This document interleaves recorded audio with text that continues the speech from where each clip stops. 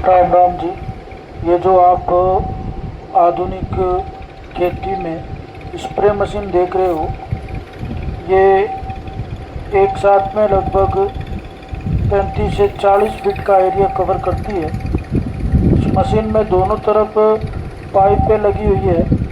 प्रत्येक पाइप में लगभग आधा फीट की दूरी पर नोजल लगे हुए हैं और इसका संबंध ट्रैक्टर के पीछे एक टैंक लगा हुआ है 1000 लीटर का, उससे होता है। और ट्रैक्टर और मशीन के मध्य कुछ प्रेशर के लिए मशीनें लगी होती हैं।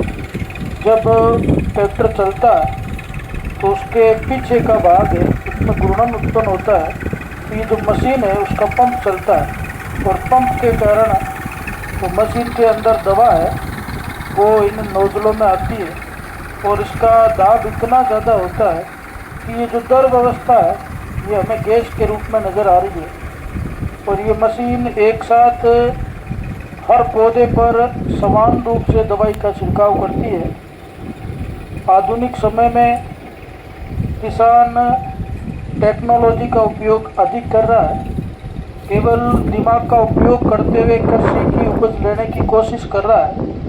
और आधुनिक समय में श्रमिकों के अभाव में आजकल जो स्प्रे मशीन है हाथ से छिड़कने वाली, उसकी बजाय ये जो नई तकनीक है ये बेहतरीन होती है। इस तकनीक के द्वारा प्रत्येक पौधे पर जो दवा है वो पहुंच जाती है।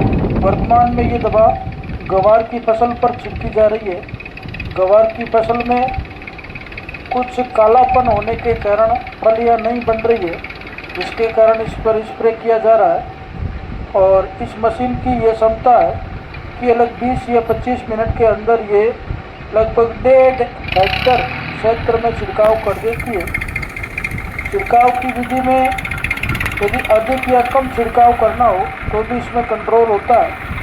और इस मशीन में एक विधि ये भी है कि चलते समय यदि कोई पेड़ पौधा भी आता है तो ये मशीन ऑटोमेटिक रूप से उस साइड के जो नोजल है उनको पाइपों के रूप में ऊपर कर लेती है।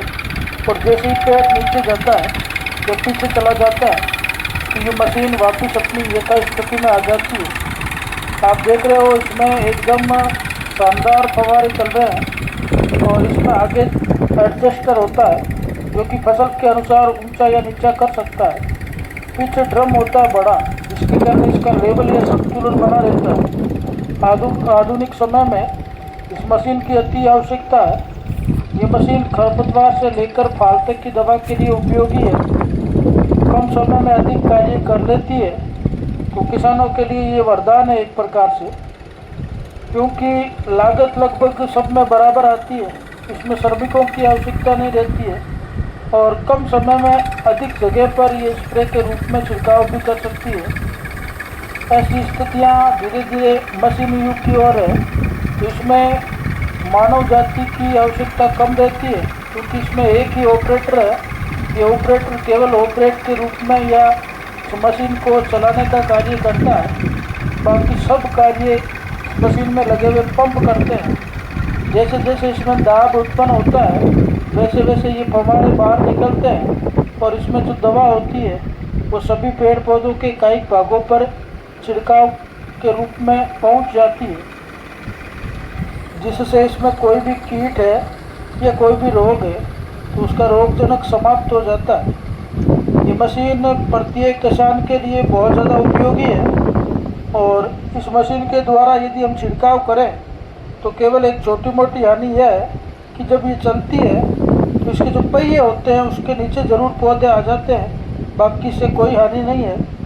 और इसे एक समान रूप से छिड़काव किया जा सकता है, जिससे कि पुष्पन की क्रिया भी तेज़ी से आएगी, क्योंकि समान छिड़काव होने के कारण प्रत्येक पौधे पर बराबर छिड़काव होता है।